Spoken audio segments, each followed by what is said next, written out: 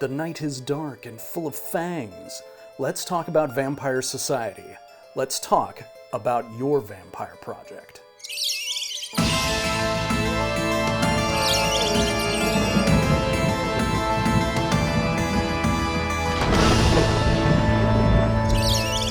What is vampire society like in your world?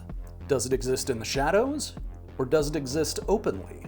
Is it chaotic and messy? Or is it orderly with strict rules and laws that all vampires follow?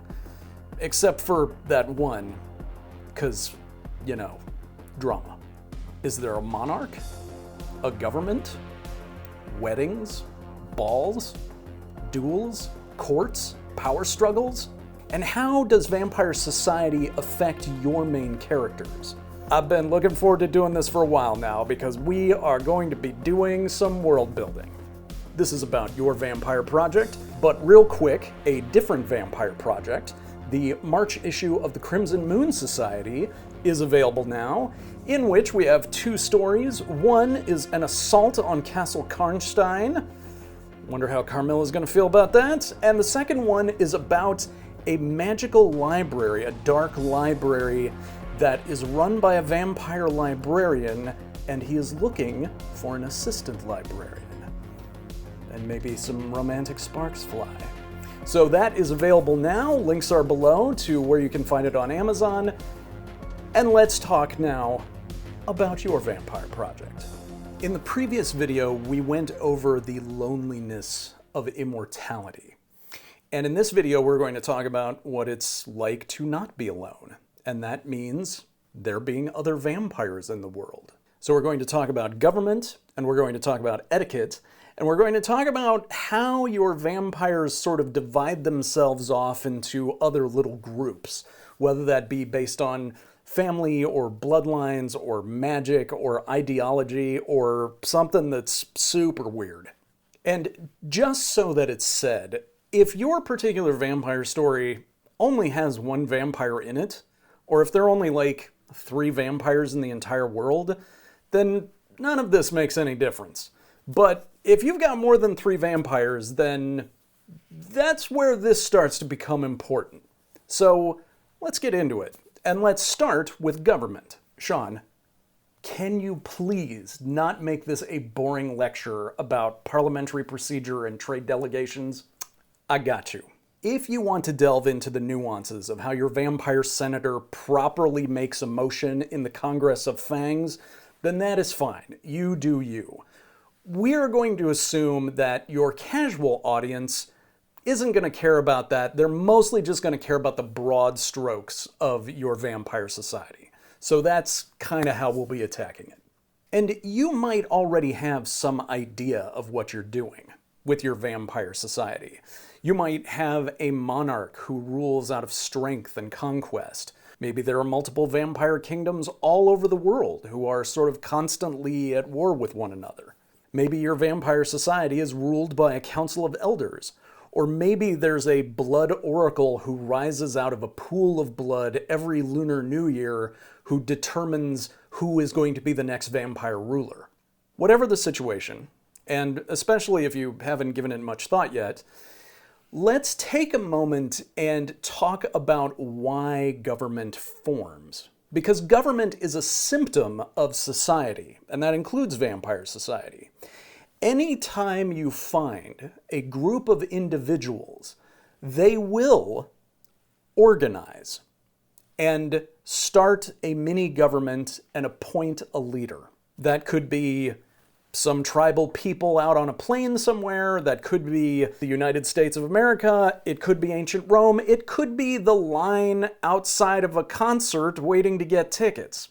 If you have enough vampires in one geographic area, then this is going to happen. And when humans organize, it's usually about one particular thing, and that is resources. And that means food, that means shelter, and that means security. And if we break those 3 things down for vampires, then it looks something like this.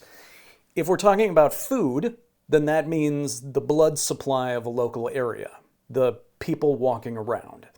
If we're talking about shelter, then that could mean shelter from the sun, protection from the sun. Or it could just be a place where they can put their stuff where it's not going to get wet. And if we're talking about security, that means protection from vampire hunters, maybe werewolves, ambitious necromancers, that sort of thing. So how did they do all this? Well, that is up to you. It could be that your society arose out of violence, and one vampire managed to conquer the others, and now they're the one who makes all the decisions.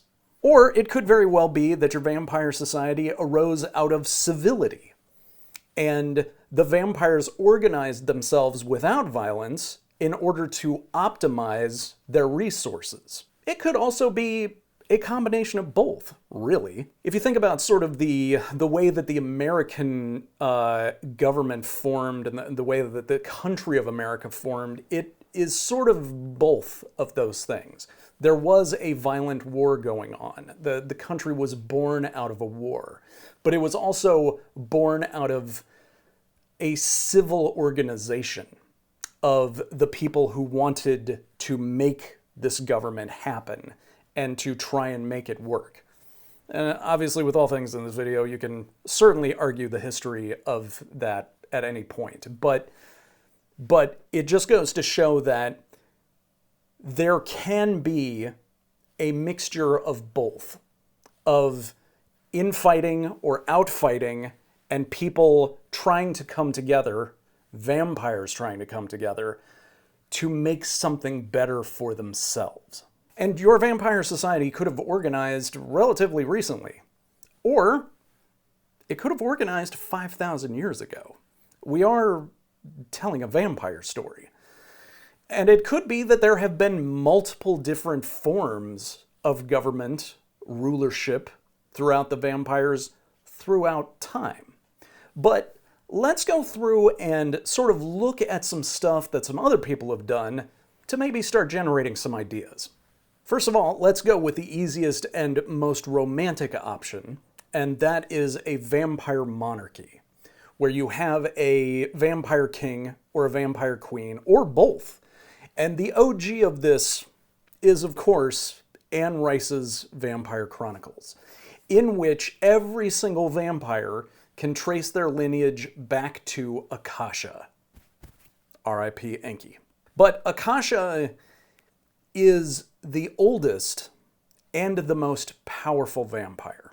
And this is a trope that we have found sort of ever since Anne Rice. And it's a good one, where the older a vampire gets, the stronger they become. And so that makes a very easy person to run your vampire society. If the oldest vampire is the strongest and the most knowledgeable, then it makes sense that they would be the one making all the decisions. But that does not have to be the case.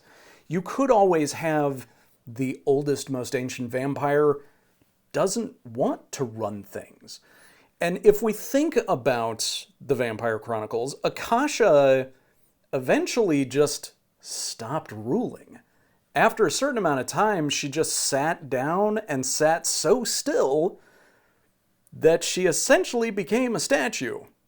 And Vampire Society had to figure it out without her. And it took a hot, shirtless rock star to wake her up so that she could be the villain of Book 3. Another option might be a vampire family, like a royal family, like the Volturi in Twilight. And in this example, the three rulers of Vampire Society are not necessarily the oldest or the strongest, but they are the most cunning. And they have essentially built themselves a royal court out of the most powerful vampires in the world, the ones who have sort of supernatural, sort of X-Men mutant powers. And because of their manipulation or seduction or control over those individuals, they then, through threat of force, are the rulers over Vampire Society. You let Edward get away, Michael Sheen! But an outright monarchy might not make the most sense for your vampire story. And if that's the case, then a council of elders might be the better option. And sort of one of the best examples of this can be found in the role-playing game Vampire the Masquerade.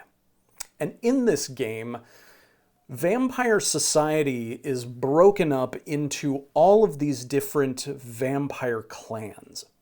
And there are 12 clans? 12 clans? And then like some other smaller groups peppered around out there, and it gets very complicated very fast. But their global government is basically broken up into individual regional rulers whose job it is essentially is to make sure that all of the clans in the area get along and all sort of get what they need and compromise with one another. And this is a structure that is wonderfully dramatic in that it has plenty of room for betrayals and power grabs and defections and upstarts and overthrowing of rulers, political intrigue, that sort of thing. But all of the clans have sort of a say in how their local area is governed. Sort of a similar idea is used in the movie Blade, where there is a council of vampire clans that essentially rules decisively over vampire society. And it's a situation that is just ripe for an anarchist like Deacon Frost to rise up and try and overthrow the purebloods by sacrificing them to bring about the blood god. You know what? It's not, that part's not important. Side note on this. Unlike in Vampire the Masquerade, the various vampire clans in Blade are never mentioned by name in the movie, but on the DVD that came out, there was a menu that allowed you to read like a couple paragraph write-ups about all the different clans, and they are named, and some of them get pretty weird. But I wanted to read you my favorite one because, damn. The Ligarou tribe of France shed their skin during the night, turn into a ball of fire, and methodically stalk their victims. They feed from the jugular of their prey and are the only vampires that store blood for later use. Can you imagine seeing that in the movie? Like, what would Wesley Snipes have said if that had happened? That would have been amazing. But you don't even have to go with, you know, like royal families or like ordained family leadership in a council. You can just go with straight up vampire bureaucracy. And that's what we get in True Blood, which is based off of Charlene Harris's Sookie Stackhouse novels. And in True Blood, the sort of the vampire government is called the Authority. And they have like a spokeswoman who goes on television and, you know, tells people about, you know, sort of what the vampire nation is up to and sort of makes apologies when things go kind of awry, but also takes credit when things go well. But they have a hierarchy that has regional kings and sheriffs that sort of oversee the application of laws and punishment and that kind of thing in every geographic area. But those appointments have nothing to do with family or bloodline, and they are entirely made based off of merit and politics. So you can have somebody appointed to be king of a particular area and then just have that appointment taken away and one of their underlings suddenly becomes king. That's why you see like Eric and Bill sort of trading places of authority over the course of the series. Later you find out that the Authority was run by sort of like a religious organization that was based around protecting the blood of Lilith, which then makes Bill do a bunch of stuff out of character, but that's like all season 5 stuff, and it revolves around Detective Stabler and this other guy who... Wait.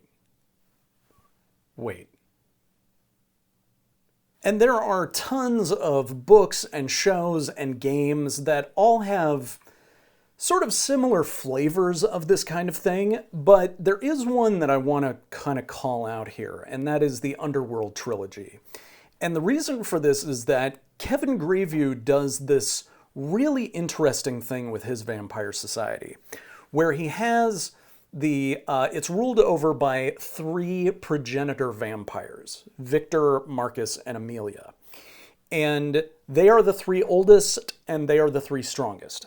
And all other vampires are descended from them. But they recognized, in a way that gets back to like government via civility, they recognized that if there were 3 people in charge, that would eventually lead to fracturing and infighting. So the fix that they came up with was that only one of them would rule for a given amount of time, and the other 2 would be asleep in a protected place underground.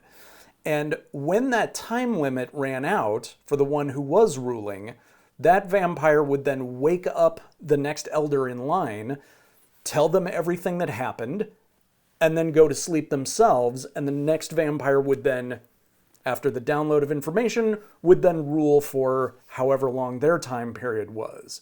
And so they were sort of leapfrogging through time, and that kept it so that Vampire Society was adapting and it was changing with the times, and it was never subject to the will of just one personality and just one set of ideas. It's very clever, and it made for an excellent setting and an excellent setup for drama as soon as Michael Sheen showed up to what the hell? But this is an excellent example of taking a well-used system of government, which is a monarchy, and sort of turning it on its head to customize it to Vampire Society. And it's a wonderful example of the kinds of ideas and the kinds of stories that you can tell in a vampire story. So, now that we have seen what some other creators have done, let me ask you some questions about your world. Number 1, is there one vampire in charge of everything who rules over everyone? Someone like Lilith or Dracula or Cain or Akasha? Or are there multiple someones? 2, is there a central authority for all vampires in the world? Or are there multiple different vampire kingdoms, each one with different rulers and different rules? Number 3, how is leadership decided?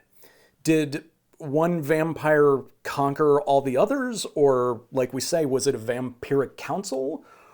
Or was it a religious decision where like a vampire prophet coronates a ruler? Or did some vampire god just sort of pick their favorite? And number 4, has anyone ever overthrown the leadership? So, you've got some ideas rolling around? That's excellent. We're going to take a break here, and when we come back for part 2 of Vampire Society, we'll be talking all about social structure, caste stratification, family relationships, etiquette, vampire weddings, what side the salad fork goes on. But I wanted to, several of you have been requesting this particular episode, and I wanted to get you something sooner rather than later.